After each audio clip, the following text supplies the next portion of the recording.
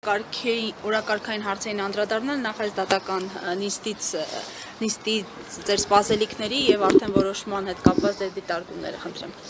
Ես կարծում եմ, որ այսօրվա իշխանության այս որոշումը, որը արտահայտվեց այս դատարանում, ուղիղ կապ ունի ձեր ասած այն քաղաքական օրակարգային հարցերի հետ, որը թողել եք այս հարցից հետո, որովհետեւ Արմեն Աշոտյանի կալիբրի գործիչների հետ կապված որոշումներում բնականաբար գլխավոր հիմքը ոչ միայն զուտ քաղաքականն է, այլ նաև քաղաքական այն իրադրային իրողությունները, որը կոնկրետ այս պահին գործում են, իսկ հայաստանյան ներքաղաքական դաշտը ալեկոծված է մեծ թվով իրադարձությունով, մի կողմից իշխանությունների կողմից հարձակումները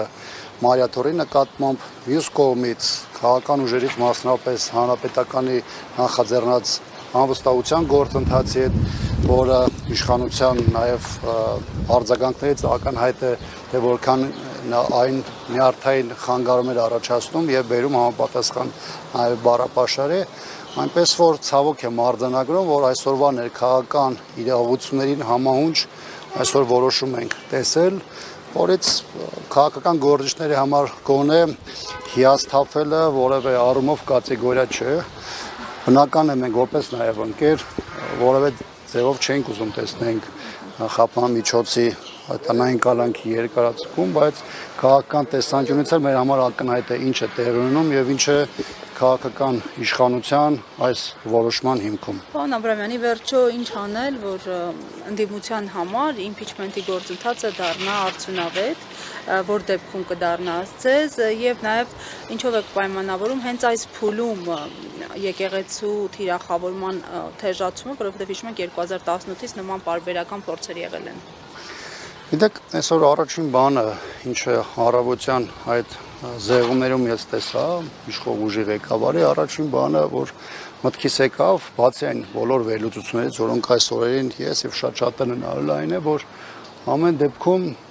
իշխանությունը չի ներում Մարիաթորին եւ նաեւ կաթողիկոսին 20-21 թվականի ժամանակահատվածում հստակ դիրքորոշում ունենալու երկրում ստեղծված իրավիճակից։ Այո, այդ ժամանակահատվածում իշխանությունը դեռ այն վիճակում չէր, որպեսզի իր հարձակումները այսպիսի տեմպով իրականացնել, եւ հիմա ինչ որ պահի իշխանության մոտ բացի քաղաքական եւ մնացած հանգամանքներից նաեւ այս վրեժի հանգամանքը կա։ Երկրորդը այն ինչ որ ձեռնարկել է այս իշխանությունը եւ որպես հետևանք նաեւ բերել մեր ժողովրդի գլխին, շատ բանով դրա հետագա քայլերի, այսպես ասեմ, ճակերտավոր արդյունավետությունը կապված է մեր հանրային դիմադրությունից։ Մարիաթորը դարերով ոչ միայն հիմա եղել է այն կառույցը, որը ինքնության պահպանման, մեր պատմական հիշողությունների պահպանման, вообще հայ տեսակը, լեզուն եւ մեր համոզմունքների պահպանումից բացի նաեւ հանրային դիմադրության կարևոր կառույցներից մեկն է եւ իշխանությունը չի կարող իր պլանները իրականացնել ճանապարհին ունենալով այդպիսի մեծ դիմադրություն ունեցող կառույցի։ Այստեղ խնդիրը ոչ թե զուտ եկեղեցու համար քաղաքականն է, ոչ կոնկրետ անուններն, այլ այն, որ Մարիաթորը դարեր շարունակ ունեցել է այդ ֆունկցիան, դիմագրավել է եւ ներքին եւ արտաքին բոլոր սպառնալիքներին եւ թշնամիներին եւ այս իրավիճակում թիրախավորվել է հենց իր հասարակության այն հատվածի կողմից, որը մեր երկիրը բերել է հասրել է այս ողբերգական կետին։ Ես կարծում եմ սրա մեջ նաև որոշակիորեն պետք է տեսնել ներքաղաքական առումով նաև նախընտրական որոշակի գործողությունների կոնտեքստ։ Սա արտահայտվում է ոչ միայն եկեղեցու դեմ այս սարսափելի գործողություններով, այլ առհասարակ այն բառապաշարով, որով իշխող ուժի ղեկավարը եւ նրա հատկապես մի քանի թիմակիցներ շփվում են հասարակության եւ հասարակության տարբեր շերտերի հետ։ Նաեւ ուզում եմ համեմատության մեջ հիշեցնել, որ 2018 թվականն այս իշխանության հիմքում այդ փոփոխությունները նրանց ասած դա ատելություններ, հասարակական տարբեր խմբերի նաեւ բախումներ տանելներ եւ հիմա էլ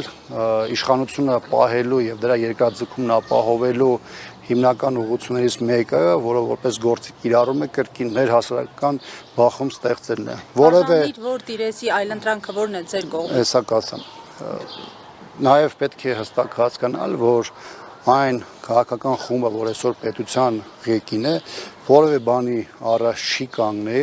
ընդհանուր արյունահեղության էլ կտանի, միայն թե կարողանա իշխանությունը պահել, նաև օգտվելով իր արտաքին հովանավորների նաև հնարավորություններից։ Հիմա քաղաքական այս իրավիճակը նաև որոշակի բնականաբար փոխկապակցություն ունի այն գործընթացի հետ, որը այսօր ծավալվել է իշխանության դեմ, այս անվստահության գործընթացը այս պահին եղած քաղաքական օրակարգի այն լուծումն է, որը ունակ է նաև մոբիլիզացնելու մեր հանրային քաղաքական տարբեր խմբերին։ Հիմա որքան էլ շատերը փորձում են այս թեման ներկայացնել տարբեր հաշվարկների համատեքստում, գիտեք, դաժե այն մարդիկ, ովքեր այսօր տեսակետ են արտահայտում իրադրային որոշակի զարգացումներից հետո, որը կարող է լինել 5 օր հետո, 1 շաբաթ հետո, նրանք նույնիսկ իրենց դիրքորոշման մեջ կարող փոփոխություն ունենալ։ Եվ այս իրավիճակում քանի չկա քաղաքական այլընտրանքը, որևէ այլ օրակարգ եւ դաշտում բացի անվստահության գործընթացից, որը գոնե մաքուր ընդդիմության առաջարկ է,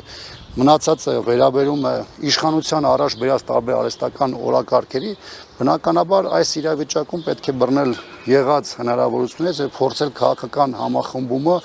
ապահովել դրա հիման վրա։ Երբ որ այս իրավիճակում քաղաքական այլ սուբյեկտների կողմից, ովքեր կդիրքավորվեն ընդդիմադիր հատվածում, առաջ քաշվի նաև քաղաքական այլ օրակարգ, դա բնականաբար կդառնա քննարկման